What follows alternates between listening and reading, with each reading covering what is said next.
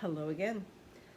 This is session 4, lesson 4 from the book of Judges.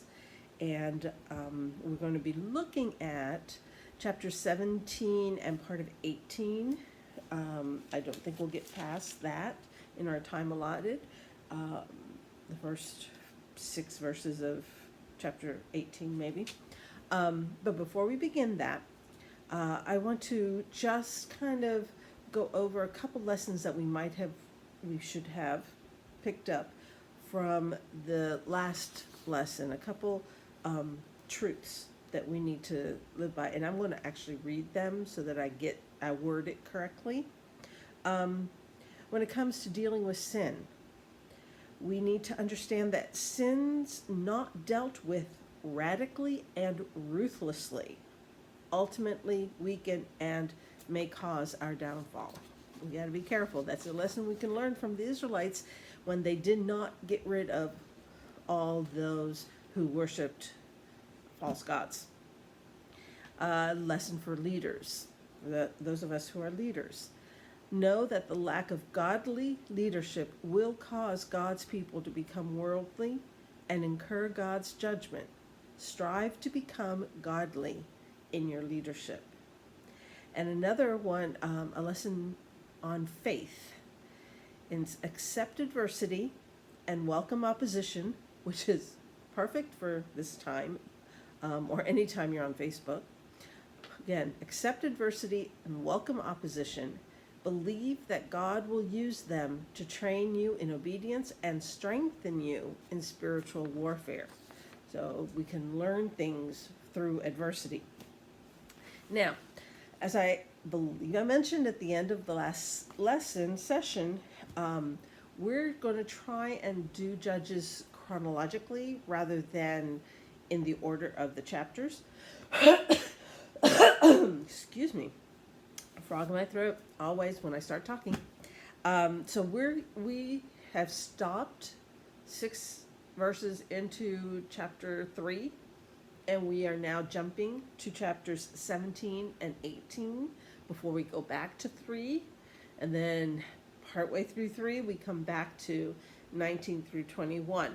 So just to give you a heads up, this is what we're starting at. Is chapter 17 of the book of Judges. And we're going to look at the, I have a map here and another picture that I have to show you. But we're going to begin Judges chapter 17, verse 1. Now, a man named Micah from the hill country of Ephraim said to his mother, "The 1,100 shekels of silver that were taken from you, and about which I heard you utter a curse, I have that silver with me. I took it."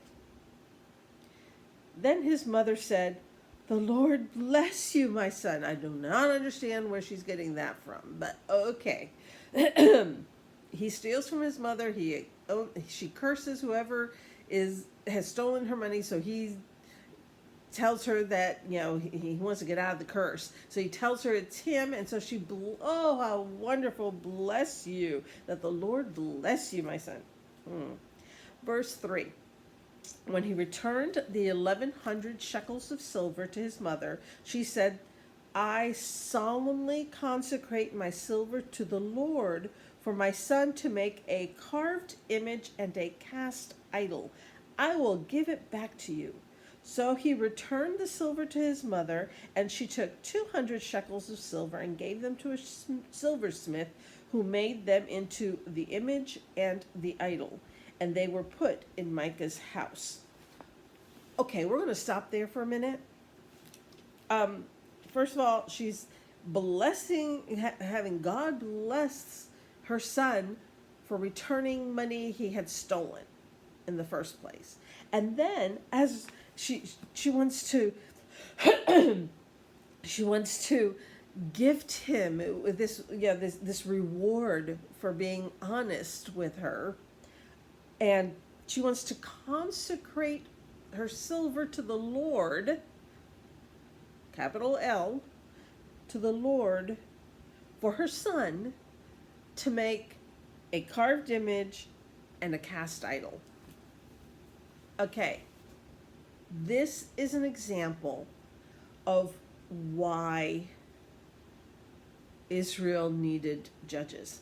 This is the kind of not correct thinking that they have. They have so mixed God with the local gods that they think it's okay. This syncretism that we learned one or two lessons ago, this syncretism of these totally differing belief systems and worship systems, and they don't get it. They don't understand it. Now, of course, I'm here going, a carved image and a cast idol. So I start looking up stuff like this. And I know that the main gods in Canaan at the time were Baal and Asherah, or Astarte, or Ishtar, however you want to call her. Baal, Baal, same thing. And so I was like, okay, what's the difference between, well, first of all, the carved image and the cast idol were both done by a silversmith. So, when you think of carved image, I'm thinking, wood, carved wood. But what they did was they carved it in wood and then they overlaid it with silver or gold. And then the cast idol would have been pure, solid silver or gold, in this case, silver. And because the two main gods at the time in that area were Baal and Asherah, I went online and found the least upsetting images of these two gods. Most of Asherah have her naked, some with wings, but almost all of them she's naked, and well, mainly because the proper way of worshiping her was basically prostitution, sex, orgies. That was offering. In fact, in some places, a maiden before she got married would prostitute herself once at Ashtaroth's temple before she got married. So basically she is offering her virginity to this goddess. So I found one with her clothes on. So there we go. And then Baal is actually quite frightening in most pictures. But I did find one which is actually one of the ways that he is portrayed. He always has two horns, and this is a side view, so the horns are just kind of like, this way. But here they are. I've blacked out the eyes because I didn't even want to see their eyes. So I actually blacked out their eyes. This is an image, cast idol of Ashtaroth, a drawing of a cast idol of Ashtaroth. And this is a carved image, which would be overlaid with the silver, of Baal. And like I say, this is the PG version of them. Actually, compared to the others, these are almost G rated, in case somebody's looking. As I was studying all of this, and I had my study ready actually several days ago and was waiting until today to film it, but in that time, somebody on Facebook put up an image of something that actually happened 5 years ago in Detroit, where they had the satanic worshipers had this statue that they put out, got permission to put out in front of the Congress, whatever, state Senate or whatever, but only for a day. Excuse me. And this is the image, and I just brought it up. I didn't even print it. I'm not saving it. Can I just go? Okay, this is what this statue looks like. I saw that, and after doing my study on Ashtaroth and Baal, I was like, oh my word. You have the wings of Ashtaroth. Sorry. You've got the usual goat head of Baal with the two horns. You have these two adoring children looking up at him. And, okay, so Ashtaroth, the way to worship her was with sex. The way to worship Baal was child sacrifice. And here we have two little children looking up at him adoringly, and it just reminded me so much of this. This is not new. This has been around for millennia. Satan has been around forever. And then if you watched my study on the Pool of Bethesda, you might recognize that symbol, the snakes with the rod. And that is Asclepius, the god Asclepius. Now that I'm done with showing this, I'm going to close that. Okay. Anyway, so that is what they're mixing with the worship of God, and I'm here like, not right.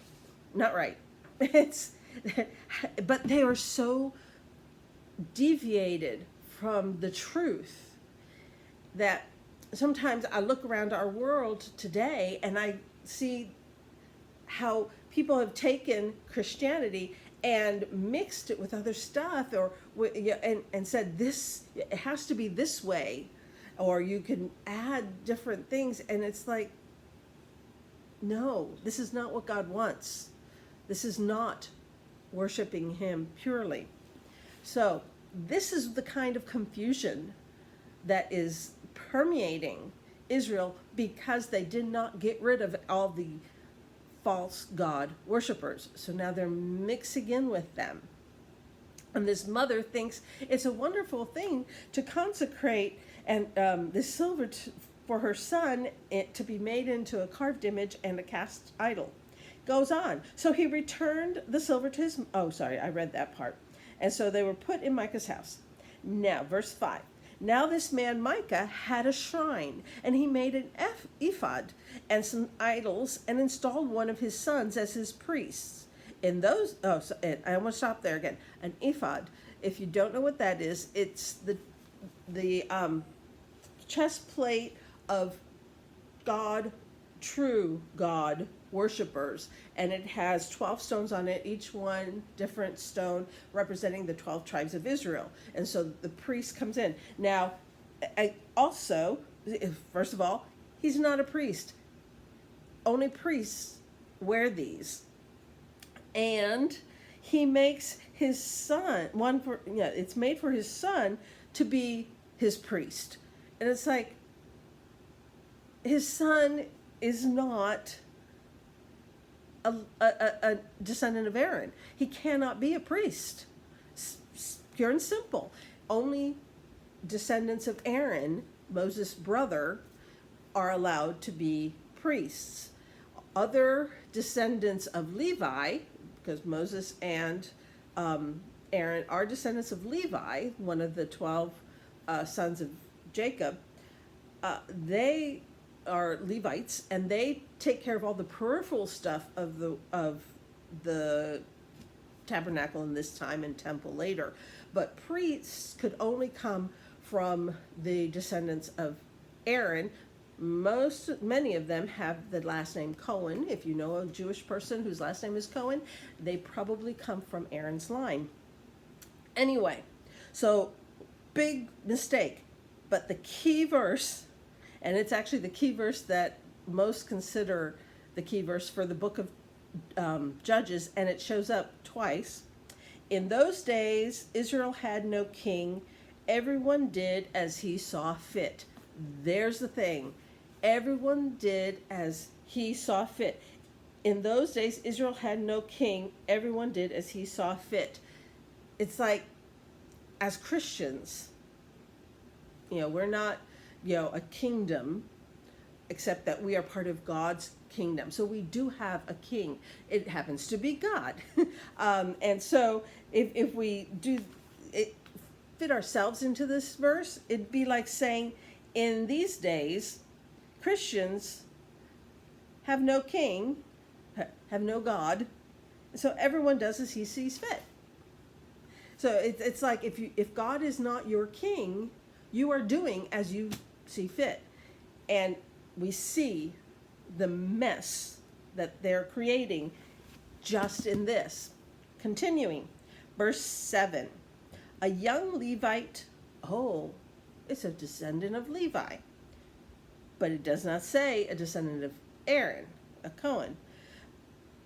A young Levite from Bethlehem in Judah, who had been living within the clan of Judah, left that town in search of some other place to stay.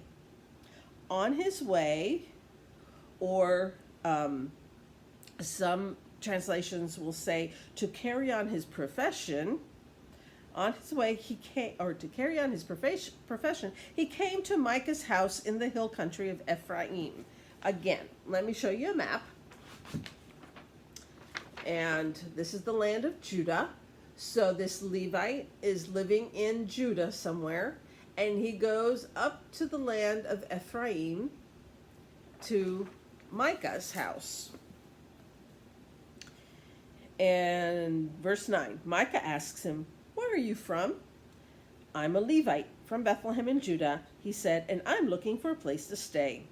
Then Micah said to him, "Live with me and be my father and priest, and I'll give you 10 shekels of silver a year, your clothes and your food."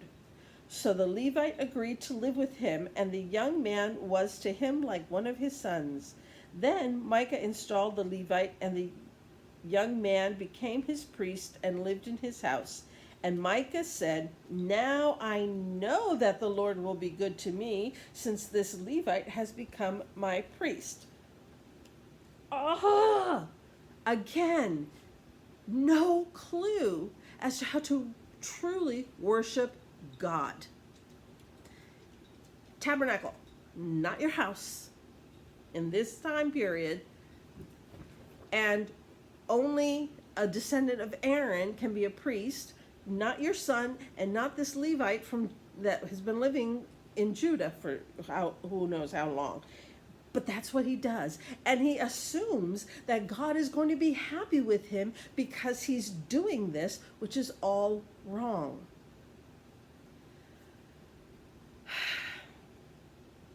I want to talk a little bit more about this. First of all, Micah has sinned against his mother and against God. This Levite, the mother has sinned against God. This Levite has sinned against God. And it's just like every single one is totally unaware of how wrong they are. My dog has decided to get comfy on the pillows behind me. She'll settle down sooner or later. Might shove me off the couch, but anyway. Now, it talks about how he's willing to give him 10 shekels of silver a year plus your clothes and your food. Well, I looked that up and I did some number crunching, and it came out to approximately what would be today, not the monetary worth, because that's under $200, but what it would have been comparable in its day to what it would be comparable in our day. And it comes out to something between $4,000 and $5,000. So he's getting room and board and $4,000 to $5,000 a year to be the priest, which is a pretty easy job.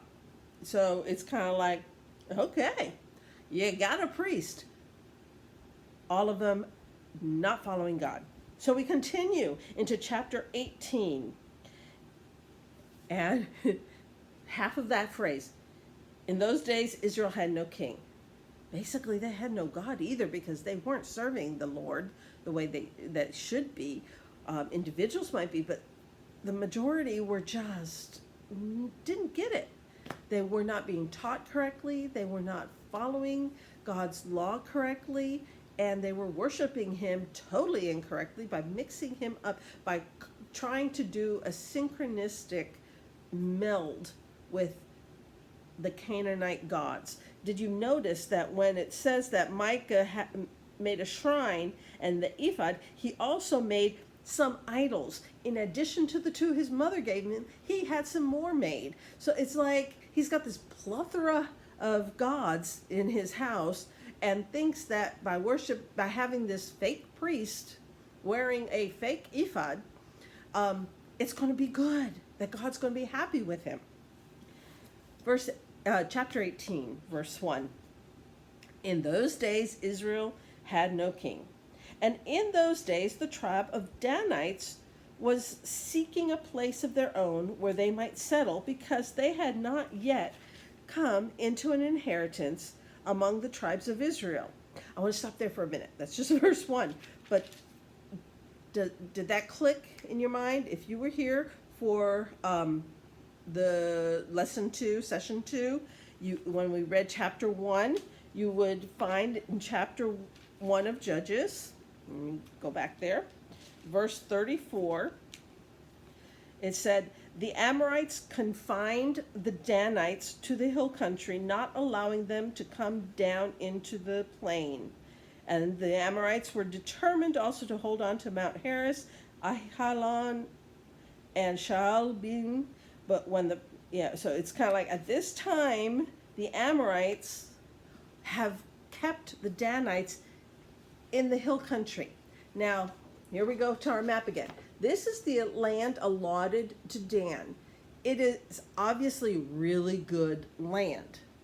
It's not a lot of space there, but it's very fruitful, very good land. But this part up here is the mountainous part, and all of this is the plains where the Amorites are not letting them settle in. So here they are in chapter 18, still looking for a place to hang out because they can't fight the Amorites and get them out of their promised land. Boy, I got a frog in my throat because I'm talking. Yeah. Anyway, so here they are, verse 2. So the Danites sent 5 warriors from Zorah and Eshtaol to spy out the land and explore it. These men represented all their clans. They told them, go explore the land. The men entered the hill country of Ephraim and came to the house of Micah, where they spent the night. When they were near Micah's house, they recognized the voice of the young Levite. So they turned in there and asked him, who brought you here? What are you doing in this place? Why are you here? He told them that what Micah had done for him, and said, he has hired me and I am his priest. Then they said to him, please inquire of God to learn whether our journey will be successful. And the priest answered them, go in peace, your journey has the Lord's approval. How does he know? Really? I mean, he's this priest overseeing all these different gods as well as God, and he's a priest for God. It's like, you're not doing this right anyway. How do you know that if God's with them? And first of all, we'll find out when they actually do go. They end up going, okay, this is their allotted land. This is what God said. This is your land. Where do they end up at the end of chapter 18? I'll tell you now, because there's a whole much more instead of that. Way up here in the city that's called Dan.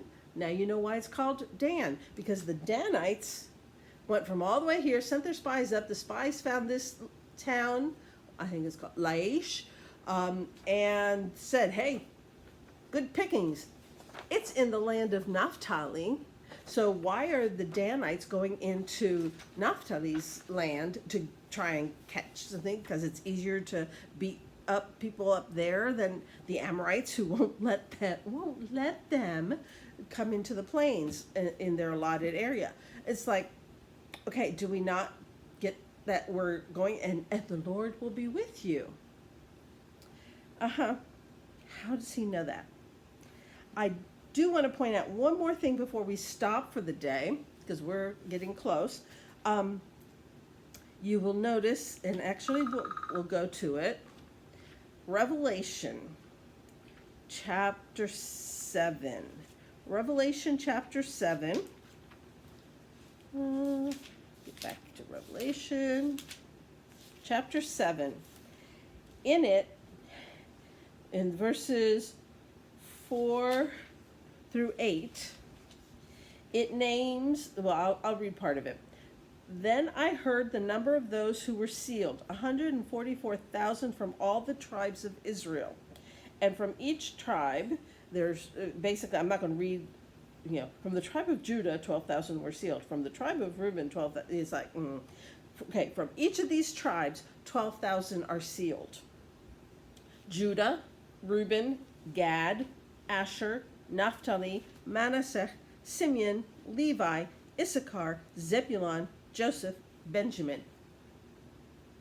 Do we hear Dan? We don't hear Dan. What happens to Dan? Interesting that they are missing in the list, the final list. When it happens, don't know, but it does. And so this tribe that is starting off really wrong, somehow in the final days are not there. They're not counted. Wonder why? What happened to them? What did they do? And so this is where we're going to stop for today. I want you to recognize the need. First of all, Micah, his mother, I forgot to mention something. They came across in verse 3 of chapter 18. When they were near Micah's house, they recognized the voice of the young Levite, so they turned in there and asked him. Okay, my question when I read that was, well, how did they recognize? Did they know him? How did they recognize his voice? Well, go to find out that the actual translation, the original Hebrew, really is more like they recognized his accent. Yeah, they recognized his accent. They remember at when we first meet him, it's told that he's been living in Judah for a while and he's looking for another place to live, so he makes it up to Ephraim land. Well, where have these Danites been living because they can't live in their own land?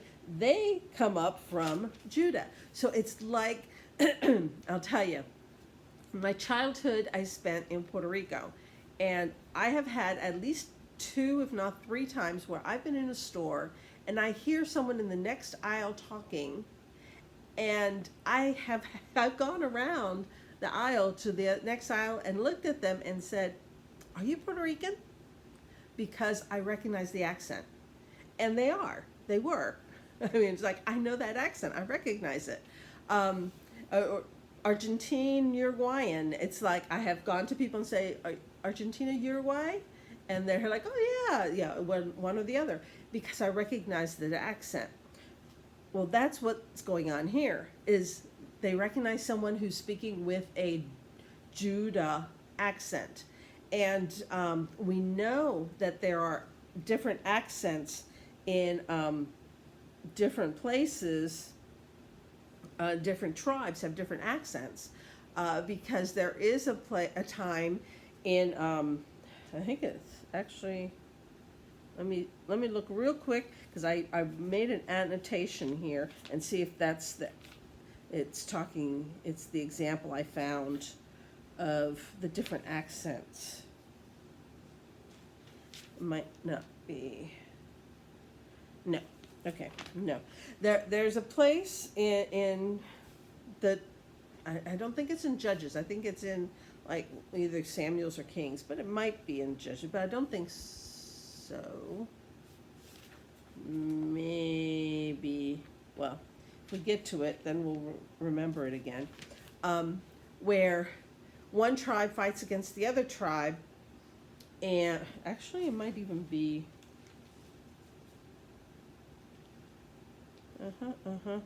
I'm looking one more time. Hold on. Let's see. Amos. Hosea. Hosea 9. Inscription 10:9. Nope. That's still another note. See, I'm ahead of myself in my study. So anyway, one tribe has fought against another tribe. Ooh, we're over time.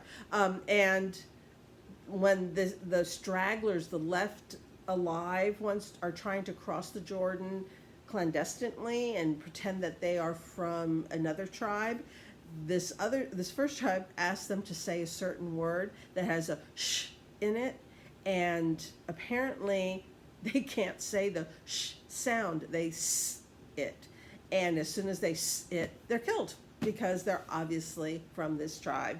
And so these tribes have different accents. And so when these guys, these Danites, are coming through Ephraim, they recognize someone has a Judah accent. And so they go and check out who's this guy from Judah. So yeah, that's where we're going to stop today. Your homework is to read 17 and 18 again. 17 and 18, that's all I'm asking you to do. 17 and 18, and come back to the next study, and I'll see you then. Bye.